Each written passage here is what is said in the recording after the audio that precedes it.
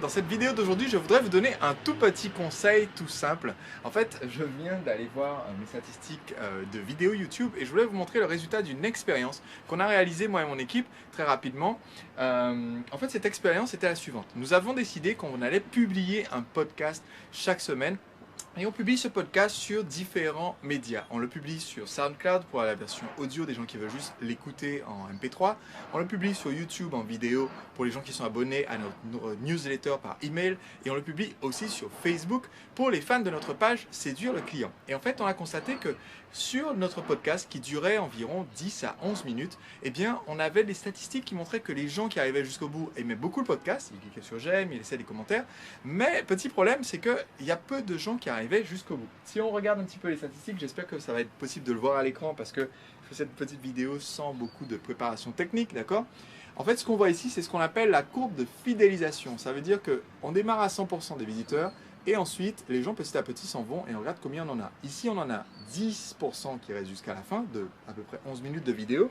Et on voit que la durée moyenne de visionnage est de 4 minutes. Les gens regardent un tiers de la vidéo en moyenne. Ça, c'était un des premiers podcasts de la nouvelle série. Et on a discuté un petit peu avec Marc, donc, qui est mon directeur commercial et qui était donc mon invité sur ces épisodes de podcast, en se demandant comment faire pour que les gens restent davantage jusqu'à la fin de la vidéo. Et on a inventé une nouvelle métrique qu'on a décidé d'appeler la valeur par minute. Alors qu'est-ce que c'est que la valeur par minute? C'est comment est-ce qu'on s'assure que sur chaque minute de vidéo, les gens ont retiré suffisamment de valeur ajoutée pour qu'ils restent en fait de minute en minute en minute dans la vidéo. Donc l'idée c'est pas uniquement de donner un super conseil dans la vidéo, c'est pas suffisant visiblement pour que les gens restent jusqu'à la fin. La question c'était aussi comment est-ce qu'on fait pour non seulement donner un super conseil, mais donner en fait de nombreux conseils de qualité, illustrer d'exemples et garder les gens en fait les fidéliser. Et suite à notre petite expérience, voici les résultats et je vais vous donner le conseil pour pouvoir avoir de bons résultats aussi avec votre propre fidélisation sur vos vidéos. Voici le résultat. Si on regarde un des épisodes un petit peu plus récents, à l'heure où je filme, celui-ci c'est un des épisodes les plus récents, c'est l'épisode 210. Ce que vous pouvez voir ici, c'est la même courbe de fidélisation d'audience, on part toujours à 100%. Elle est beaucoup plus plate, il n'y a plus cette chute comme ça dans les premières minutes, d'accord ? Elle est beaucoup plus plate. Et en fait, là où dans la vidéo précédente que je vous ai montré, au bout de 2 minutes, on a perdu 50% des spectateurs. Ici, on franchit la barre des 50% après plus de 10 minutes. Ça veut dire que plus de la moitié des gens restent 10 minutes à regarder la vidéo YouTube jusqu'à 10 minutes. Et on a plus de 20% des gens qui se restent jusqu'à la fin. Sachant que bon, les dernières secondes, il y a toujours une courbe qui descend parce que on est en train de dire au revoir. Donc il y a des gens qui ferment la fenêtre avant d'entendre la fin de au revoir à la prochaine. Et la durée de moyenne de visionnage est quand même passée, mine de rien, à 7 minutes 15.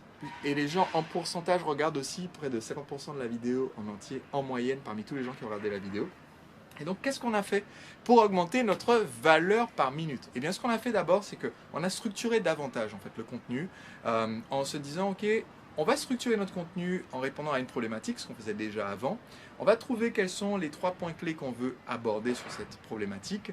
On va illustrer chacun des points avec un exemple. On va donner à la fin un récapitulatif et on va donner aussi au début en fait une annonce des différents points qui vont être abordés dans la vidéo. Donc du coup on démarrait la vidéo de façon beaucoup plus péchue, beaucoup plus dynamique, ce qui permet d'entretenir la présence des gens. On a supprimé le générique qui durait une plombe et on en a fait un mini générique qui dure peut-être 4 secondes au lieu d'un générique de 16 ou 18 secondes. On a rajouté un petit peu de musique aussi à des moments clés de la vidéo, notamment au début pour solliciter un petit peu plus davantage l'attention. Aujourd'hui, je ne suis pas tous les conseils en question parce que c'est une petite vidéo impromptue que je fais juste là avec ma mini caméra pour pouvoir vous la poster et vous donner ce conseil.